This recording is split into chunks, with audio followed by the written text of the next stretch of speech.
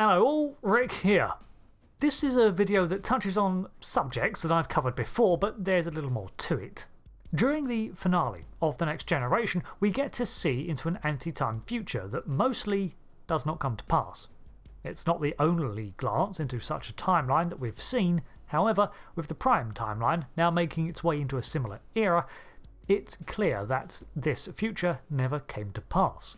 The biggest obvious things that never happened outside of the antimatter future included the Enterprise D remaining in active service and being overhauled, the fate of Data, and the central examination of this video, Warp 13, being casually tossed around. So, as a brief explanation, the warp scale in TNG onwards rated Warp 10 as infinite speed, instantaneous travel using warp technology. At this extent, the extreme end result of warp, there is essentially no difference between a Warp 10 drive and just forming wormholes or gateways to wherever you want. Even devices like Discovery's Spore drive are not Warp 10. As fast as it was not literally instantaneous. Some travel time was included, even if it was only seconds. The original warp scale was coined both in-universe and behind the scenes as rather simple.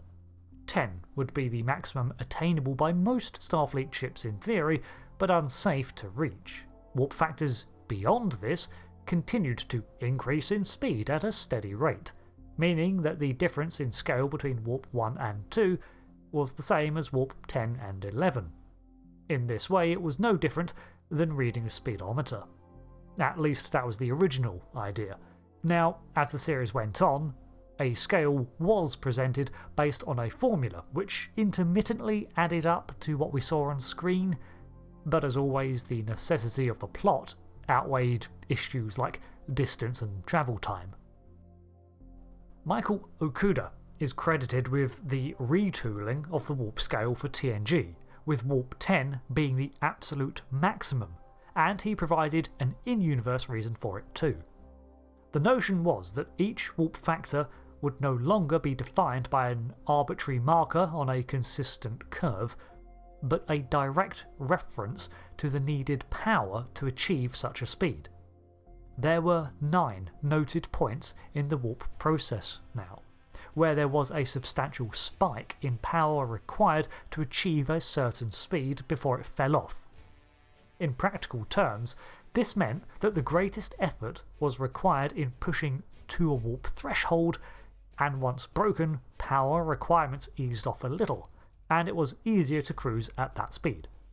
This ramp would build once more with acceleration until the vessel managed to summon enough power to punch through the next barrier, shift gear, and enjoy the brief fall-off. This continued until Warp 9's threshold, after which no further barriers were encountered, meaning that factors after 9 were exponentially increasing, and 10 would therefore be the unattainable infinite energy for infinite speeds.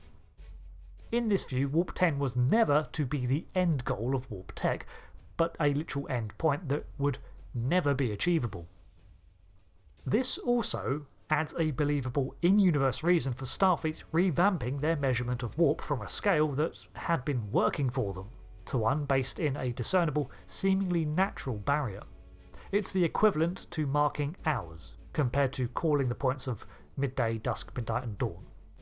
However, there is an issue with this approach, in that it gets ever more crowded at the 9 end of the scale as ships continue to get incrementally faster with the evolution of technology.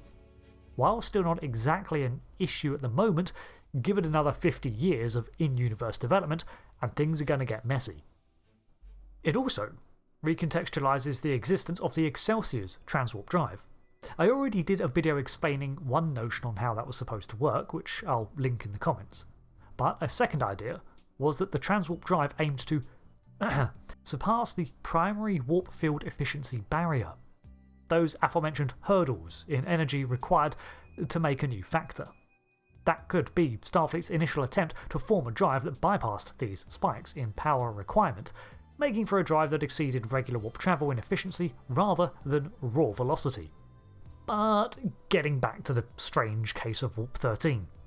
The initial reason for including this seemingly lore-contradicting alteration in the finale was simple: to make it seem like it really was a future evolution of a familiar tech. Make the number go up, things look more advanced. Science advisor of the show, Andre Bormanis, went on to try to clarify the idea by saying that they did indeed recalibrate the warp scale, designating the new threshold was Warp 15, while Warp 13 was now situated where 9.95 was. The idea was also floated that the scale was the same up until Warp 9.9, with now transwarp factors being listed as merely continuations of the warp scale, with Warp 9.99 now being 10, 9.999 being 11, and so on. Now, if Starfleet did not revamp the warp scale, what do we have? We do have potential answers from Apocrypha and Assumption. With the return of the USS Voyager, and with it detailed schematics for various transwarp technologies, we know for certain that Starfleet instigated a number of projects to develop their faster-than-light travel beyond Warp 9 velocities. In fact, many of these were canonically overseen by Admiral Janeway, which is perfect. The big two were the Protostar drive and the Quantum Slipstream drive, both of which were fitted to ships that also retained regular warp drives and were used to exceed warp factors of 9.99. While ships of the 25th century might be fitted with these, each has a markedly distinct visual effect in the tunnel of light which we do not see in All Good Things. However, apocryphal sources, and even official ship schematics, cite that the QSD burst drives were becoming more commonplace in starships for shorter bursts of travel beyond Warp 9.99 as early as 2386. What we do know for sure is that vessels like the 2401 era Constitution Mark III were capable of achieving Warp 9.99 and sustaining it for a long time with no ill effects. This may not have been its maximum speed, but it's the fastest we hear of. Additionally, it's unclear if it had access to a QSD, whereas the Pathfinder-class Voyager B retained, at least visually, a quantum slipstream drive array under its saucer. So, in prime timeline events, exceeding Warp 9.99 is looking ever more possible, so whatever Warp 13 correlates to is probably achievable. What I find most likely is that Warp 13 is indeed a simple re-evaluation of the warp scale, moving the goalposts of infinite speed from 10 to somewhere else. Although I'd prefer a transwarp development, it's backed up by the similar warp appearance and the fact that the USS Pasteur, a ship from the 2370s, is able to achieve this velocity despite never being designed to handle such a device as a transwarp drive. Not saying it could not happen, just that it's unlikely. Warp 13 is probably just Warp 9.9947 or something, and within the canon of the current 25th century, such speeds are achievable, just still not called Warp 13. A major factor in this could be that perhaps Voyager never made it home in this anti-time future. Without Voyager, Starfleet would not have had first-hand slipstream drive data, nor the extensive Borg-infused systems laced throughout the Intrepid class. There was a lot of info here that kick-started another evolution of tech, and it's quite possible that its absence would result in this more gradual development of a standard warp drive with no leaps and bounds from alternate ideas. That might make a good video too, a speculatory one on how such a timeline unfolded in the first place. Let me know if that's something you'd want to see. Until the next video, I've been Rick, and I'll see you later. Thanks again, and goodbye.